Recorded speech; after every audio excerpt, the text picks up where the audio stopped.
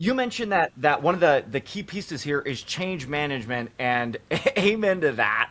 As we think about how this is changing work, how do you see the roles, the workflows, expectations evolving, and what are some of the implications on how we address change and the evolution of how work is being done? We could do like about an hour on that one alone, Justin, right?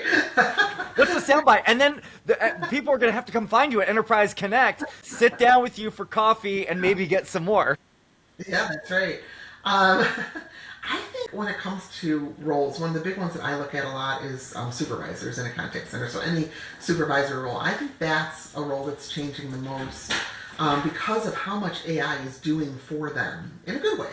You know, quality management, listening in on calls, helping them do scheduling and forecasting much more efficiently. When you look at quality management, if you're using AQM and having AI listen in on calls, so you don't have to do that all the time anymore. You still want to do it sometimes to know what's going on. But right now we're seeing save supervisors 11.4 hours per week per supervisor. You look at scheduling and capacity planning, a little over 6 hours per week per supervisor, especially for larger contact centers. Coaching, about 7 hours per supervisor per week. So you start adding that up. If they're doing all of these things, it's like, okay, what's the supervisor doing? So I think their job is changing a lot, and it leaves them to do a lot of different things. One of the things we see companies doing is having AI put together a list of at-risk customers and have supervisors reach out to them and figure out what's the issue and solve it and fix it.